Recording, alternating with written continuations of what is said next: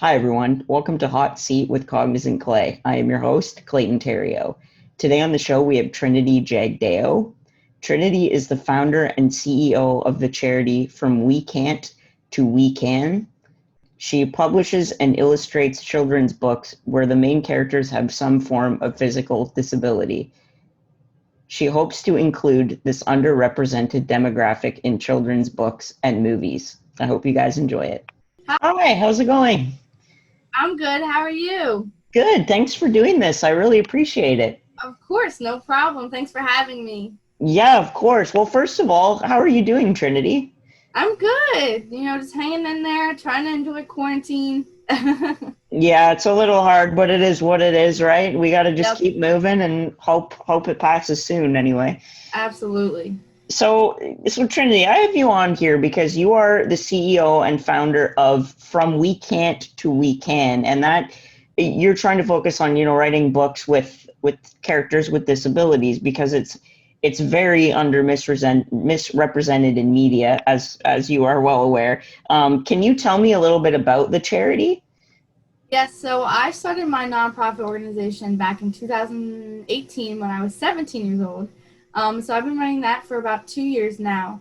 And I originally designed it to be something where I was creating characters and I was somehow giving back. And so that was the main focus. And then it turned into something where I was creating books. And now a portion of the proceeds that I make from the books actually goes back to a family in need. And so with that, we've been able to help with purchasing of wheelchairs, medical equipment, necessary items, and things like that. And each of our characters are, they have some type of special needs or disabilities, but they're a superhero. And I love this because we are breaking stereotypes and stigmas and a lot of things that, people don't understand. But it helps kids and other people realize that, the community is no different than the rest of the world. Definitely, and I think that's definitely a big stereotype. Like, oh, you're disabled, you must have some sort of sad life, and you can't contribute to society. But really, it's the opposite. And I think having disabled people work for a company or be represented in media is just so important. And can you talk about your three books, maybe if someone's interested in buying them? Yes, so I have three books out. Our first one is Alice the Ace, is about a little girl that has Down syndrome, who is a superhero, and her favorite color is purple, so she has a purple outfit gear and things like that. And all of our books are available on Amazon and Barnes and Noble. The second book we have, Zappy Zane, is based off of a little boy that has spinal muscular atrophy. And our third book is our most unique book, I would say, because what we did is that we combined 5 kids from all around New Jersey because our books are based off of local kids. So kids from all around New Jersey, 5 of them to be exact. And we put them together in a superhero squad. So we've been really excited about that book because it unifies a lot of people with different disabilities. So not only are we empowering them, but we're showing other people in society that, we're unstoppable. They're unstoppable. So I really enjoy drawing the books and illustrating and really just bringing these characters to life. Definitely, and it's kind of like the disabled Avengers, and I really like that because Yeah, as a disabled individual, I always loved my superheroes as a kid. So it's so good. So thank you for doing that. It is absolutely. really appreciated for sure. And when did it kind of click in your thought process that you wanted to start the charity? So my best friend who has spinal muscular atrophy, she went through a really hard life struggle from 2013 to 2014. She was in the hospital for 6 months. And so being her best friend, I was up there almost every single day and we were running out of things to do. There's only but so much you can do in the hospital. And so she had watched all the movies that she could possibly watch and it clicked on me at that moment that there were no characters or role models or inspirations that she could look up to during her time of struggle. And so immediately I wrote to Disney directors and asked them if they could create some type of Disney princess or Disney prince that represented the disability community, just something that represents her, that can help her and other people to get through, whatever time that they're going through. And so I didn't hear a response from them, and that's when I was like, okay, I guess I'll just have to do it myself. And so that's when I started creating these books. Awesome. Yeah, that's great. And the only real character I can think of in the whole Disney universe that's slightly disabled is the Hunchback of Notre Dame. That's Right, it.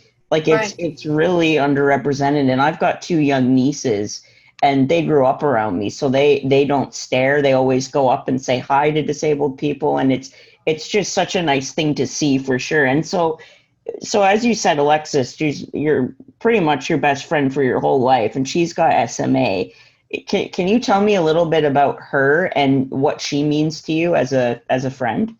Definitely. So I met her in kindergarten.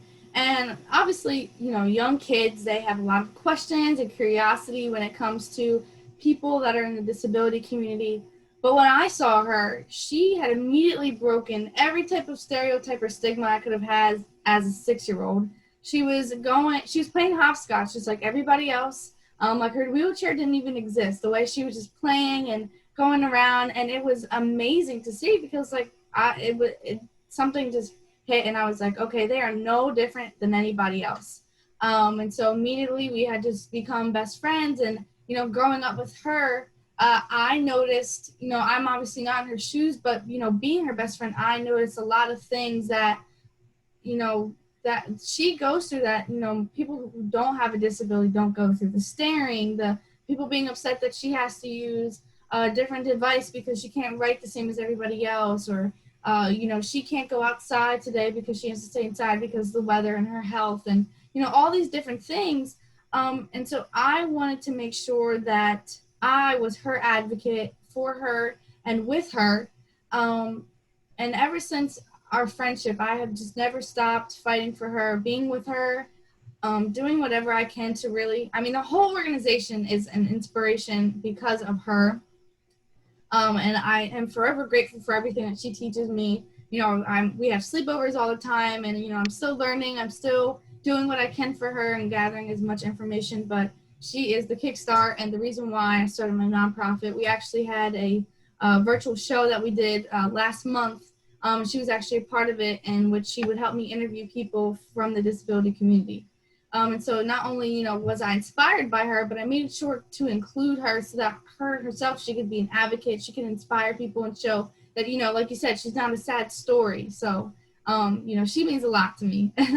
Definitely, and I've seen a lot of your posts, and despite all her struggles, she's always smiling and laughing, and it's great to see. Her laugh is contagious too. She's a sweetheart for sure. Absolutely. What are, like you said, she taught you some things. What would you say the top few things that she's taught you throughout your life are? Um, she's taught me patience, and understanding. Because even as being young, I still had to be patient with her and learn that things take time.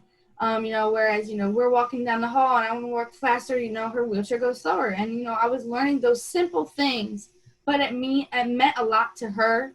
And it meant a lot to other people, that I was willing to learn. So she taught me patience.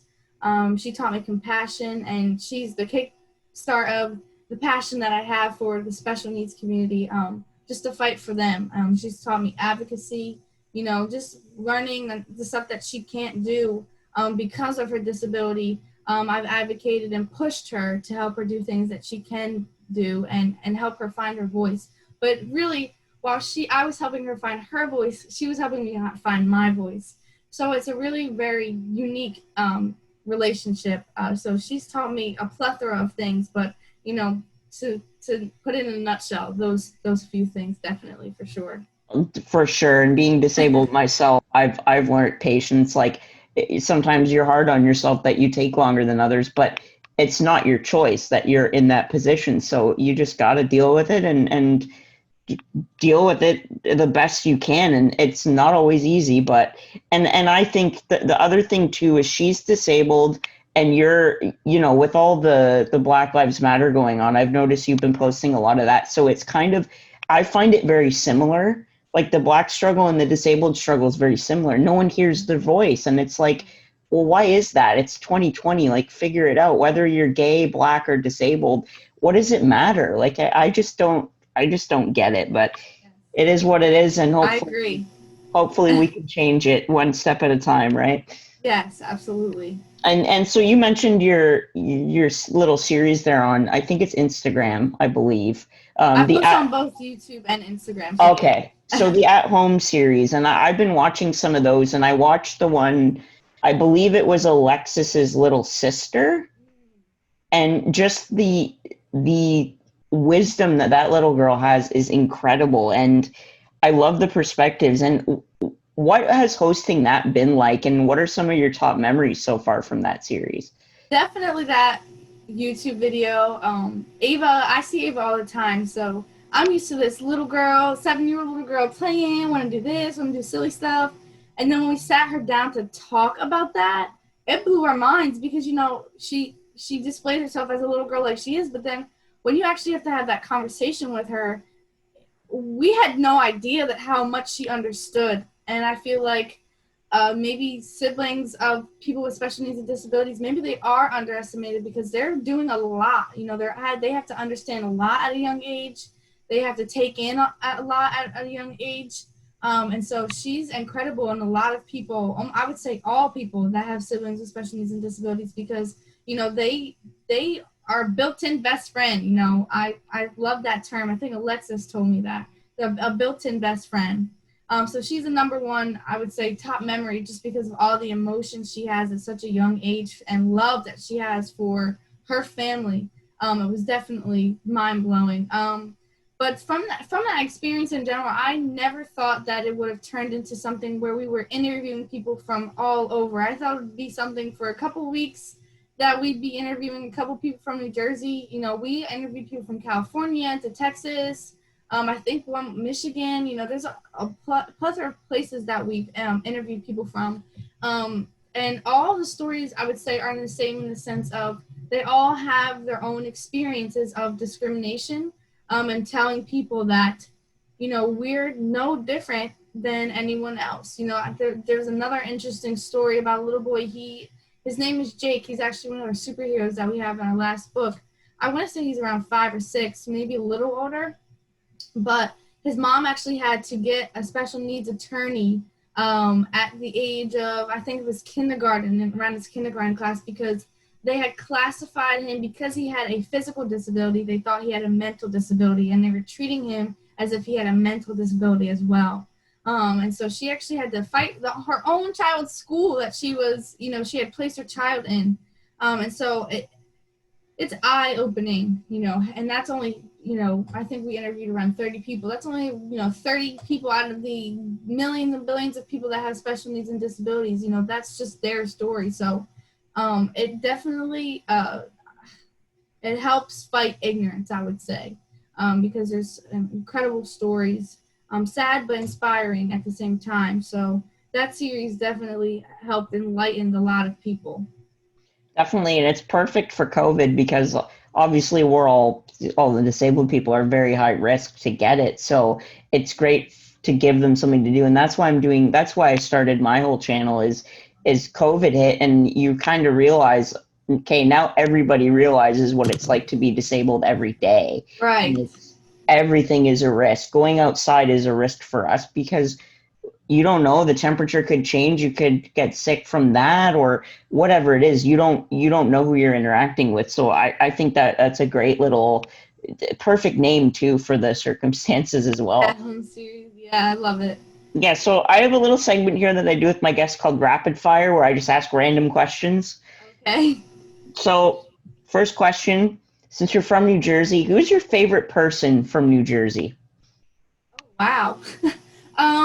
I just actually talked to a guy and his dog. I don't know if you've heard them, Cole and Chris, Cole the deaf dog. I would say them so far. That's awesome. I like that. Yeah, I've heard of him. I've watched some of his stuff.